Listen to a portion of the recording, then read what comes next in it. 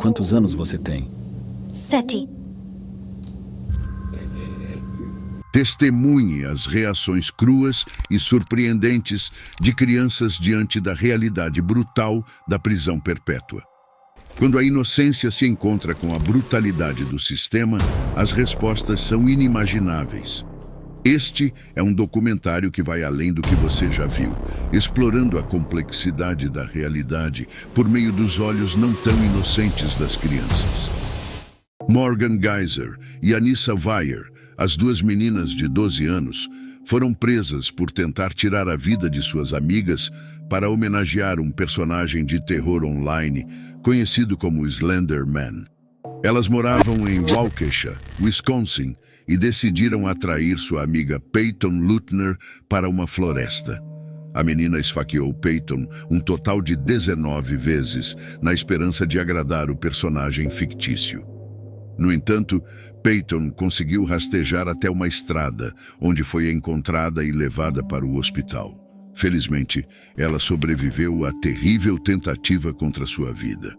Apesar de terem sido consideradas inocentes por motivo de doença mental ou defeito, as duas meninas foram encaminhadas para instituições de saúde mental. Weier foi condenada a 25 anos de prisão perpétua, enquanto Geyser recebeu uma sentença de 40 anos de prisão perpétua. 7 anos depois, Geyser recebeu libertação antecipada, mas permaneceria sob supervisão até completar 37 anos. Ambas as meninas pareciam desarrumadas e arrependidas quando foram sentenciadas. Morgan estava chorosa ao se dirigir ao tribunal e pediu desculpas, entre lágrimas, à vítima e à sua família. Quero que todos os envolvidos saibam disso. Lamento profundamente tudo o que aconteceu naquele dia. E nada. Eu sei que nada do que eu disser vai consertar isso, meritíssimo. E nada do que eu disser vai consertar o que quebrei. Eu estou apenas esperando que, ao me responsabilizar de alguma forma e me tornar responsável pelo que participei naquele dia. Foi um aprendizado. Minha família sabe. Me desculpe.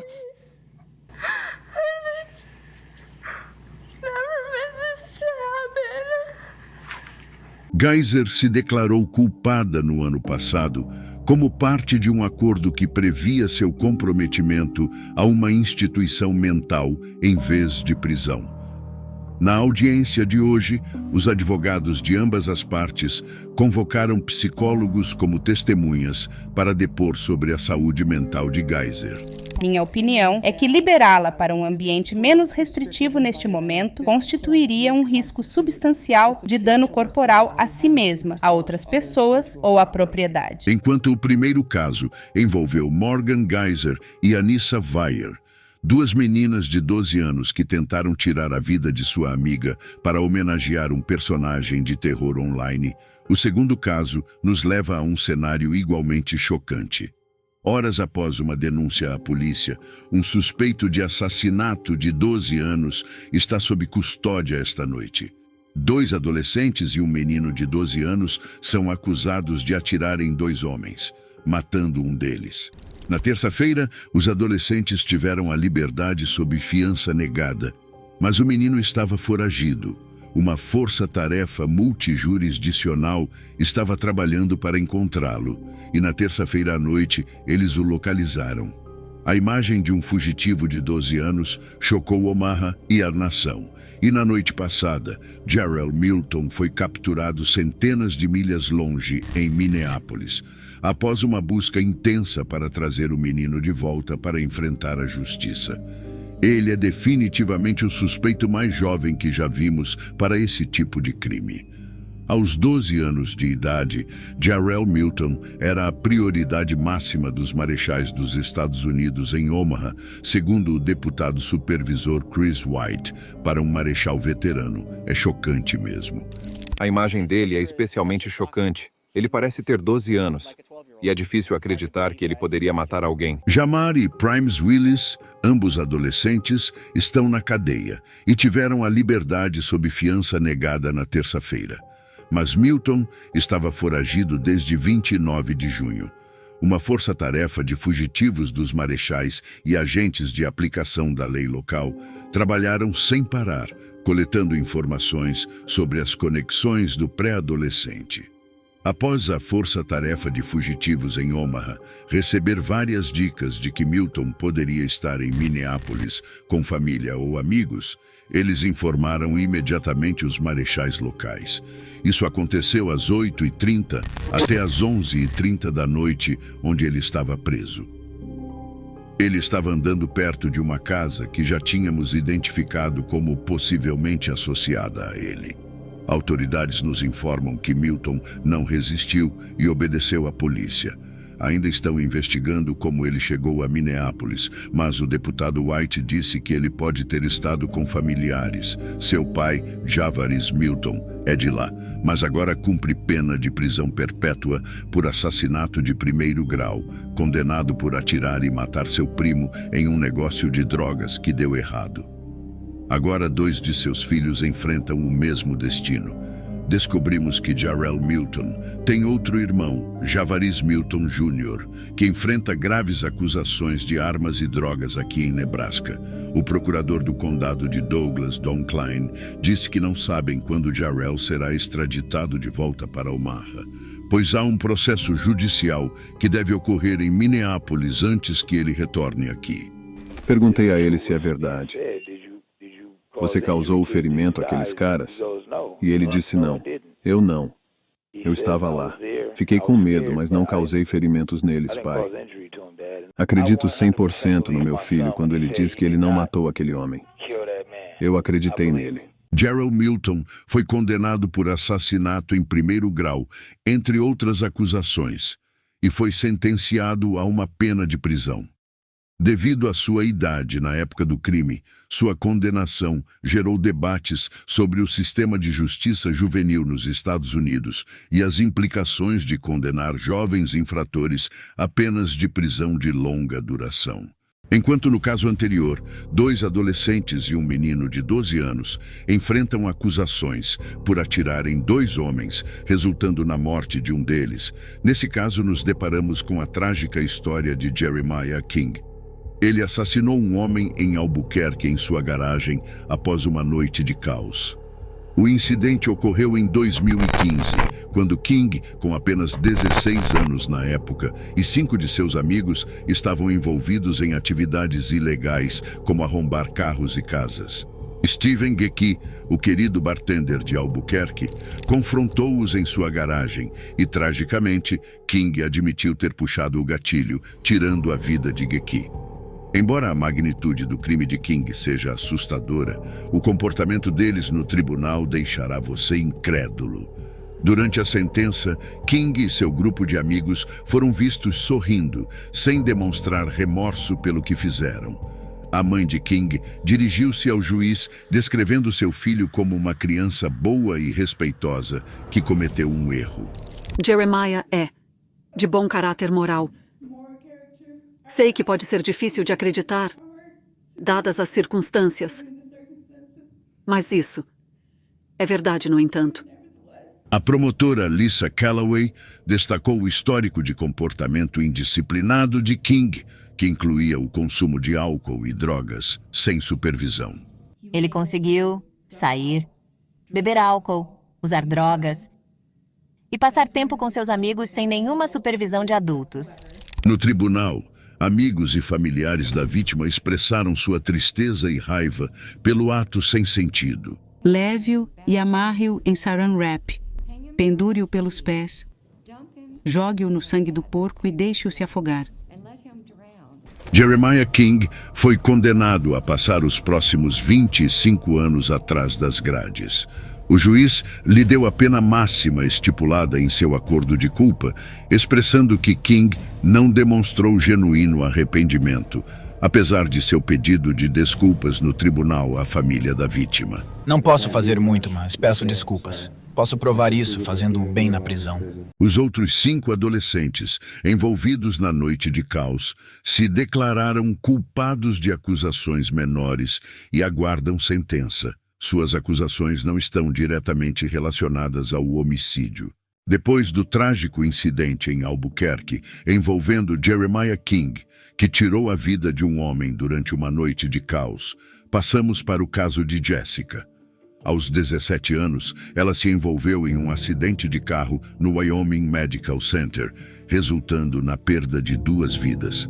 Ela se declarou culpada de 2 acusações de homicídio por veículo. Carnline estava dirigindo um veículo no sentido leste, na 2nd Street, se aproximando do Wyoming Medical Center, quando o veículo saiu da pista e atingiu uma placa logo em frente ao hospital e ao prédio em si. Brandon Avery, de 27 anos, e Amanda Strickland, também de 27 anos, faleceram devido aos ferimentos sofridos no acidente. Carnline também ficou ferida, mas sobreviveu. Mais tarde, os investigadores descobriram uma lata de ar comprimido dentro do carro e, em uma entrevista com a polícia, Jessica admitiu que a usou para ficar drogada. Também foi determinado que o carro estava a uma velocidade de até 76 milhas por hora no momento da colisão e ninguém estava usando cinto de segurança. A juíza a sentenciou a 12 a 17 anos de prisão. Jessica estava incrivelmente emocional no julgamento e lágrimas rolaram por seu rosto aflito enquanto ela falava no tribunal e demonstrava seu remorso. Peço desculpas aos amigos e famílias. E também desculpa para o tribunal e minha família. De uma tragédia no Wyoming Medical Center, onde uma jovem se declarou culpada de 2 acusações de homicídio por veículo, passamos para o surpreendente caso de Lionel Tate. Talvez o cidadão americano mais jovem a receber uma sentença de prisão perpétua por seus crimes. O garoto tinha 14 anos em 2001, quando foi condenado por tirar a vida de uma menina de 6 anos, chamada Tiffany Eunick, em 1998, no condado de Broward, Flórida. A mãe de Tate, Kathleen, estava cuidando das 2 crianças quando decidiu deixar o menino sozinho com Tiffany para tirar uma pequena soneca no andar de cima. Seu advogado o defendeu, alegando que o menino de 12 anos pesava impressionantes 165 libras e estava apenas brincando com a menina de 6 anos. Ele argumentou que Tate feriu acidentalmente a menina enquanto mostrava a ela movimentos de luta profissional. O fígado dela foi lacerado como resultado dos golpes, e ela também sofreu muitos outros ferimentos, incluindo fratura no crânio, costelas fraturadas e inchaço no cérebro. A acusação afirmou que a menina teria sofrido ferimentos semelhantes se tivesse caído de um prédio de 3 andares. O juiz Joel T. Lazarus condenou Lionel Tate à prisão perpétua, afirmando que seus atos não eram de uma criança brincalhona. Ele se comportou de maneira fria, cruel e insensível em relação a ela. Tate permaneceu em grande parte impassível e em silêncio durante a sentença. Em 2004, um tribunal de apelações estadual anulou sua condenação com base no fato de que sua competência mental não havia sido avaliada. Eventualmente, ele foi libertado com 1 ano de prisão domiciliar e 10 anos de liberdade condicional.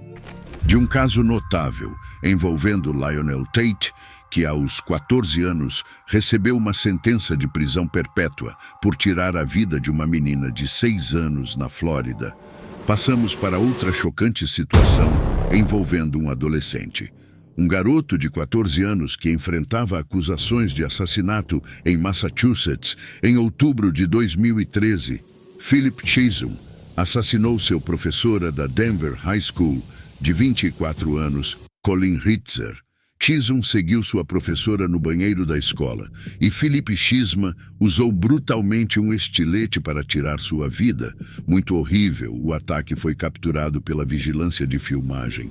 Após o assassinato, ele arrolou o corpo sem vida fora da escola em uma lixeira com a intenção de enterrá-la na floresta, que ele retornou mais tarde, coberto de sangue, aumentando a insensibilidade do crime. Chisholm usou o crédito da senhorita Ritzer do cartão para comprar um ingresso para o cinema. Durante a sentença dele, os pais da senhorita Ritzer estavam no Tribunal Superior junto dos irmãos e colegas que compartilharam declarações comoventes sobre sua amada filha e colega no tribunal. O pai da senhorita Ritzer, Tom, expressou sua devastação por não ser capaz de proteger sua filha e consertar o que aconteceu. Ele até estava na escola dela naquele dia, mas saiu sem conhecer a tragédia. Peggy, Laura e eu esperamos horas naquela cadeira. Algumas pessoas vieram e foram. Em algum momento da noite ouvi um helicóptero na distância. Não estava se movendo. Estava apenas parado no mesmo lugar. Eu sabia que isso não era bom. Então alguém saiu de uma das salas dos fundos e eu os ouvi dizer cena do crime. Rezei constantemente para que isso acontecesse. Primeiro rezei para que encontrassem Colleen e ela estivesse segura. Mas depois ouvi o helicóptero e as palavras cena do crime. Minhas orações mudaram para, por favor, não deixe que seja Colleen. A mãe de Ritzer, a Peggy, descreveu X1 em termos mais fortes. 21 de outubro, sua última memória. Torta de creme de chocolate. Ele é puro mal, e o mal nunca pode ser reabilitado. Você precisa considerar a segurança de nossa família e do resto da comunidade, pois vivemos com o medo de que ele saia da prisão. Se você achou que X1 havia atingido o fundo da depravação com seus crimes, espere até ver seu comportamento chocante durante os procedimentos do caso no tribunal. X1 não demonstrou nenhuma emoção, parecendo distante da gravidade de suas ações. Os irmãos de Ritzer também tiveram palavras contundentes reservadas para X1. Coloque este animal atrás das grades com a pena máxima possível. Eu imploro, por sua honra, não dê a esse covarde a oportunidade de destruir a vida de outra família. Estou aqui hoje. Espero que a justiça para Colleen seja feita. Quero que a sentença mais longa possível seja permitida. Os advogados de defesa não negaram que X1 matou a professora, mas argumentaram que ele estava sofrendo de uma doença mental grave. Apesar dessa alegação, o ato horrível não pôde ser desculpado. Este processo inexato é central para a manutenção do nosso pacto social e parte do tribunal, o conceito de ordem e liberdade. Este tribunal imporá a sentença de prisão perpétua pelo assassinato de Colleen Ritzer e estabelecerá uma data de elegibilidade para liberdade condicional de 25 anos. X1 recebeu uma sentença de prisão perpétua com possibilidade de liberdade condicional em 25 anos.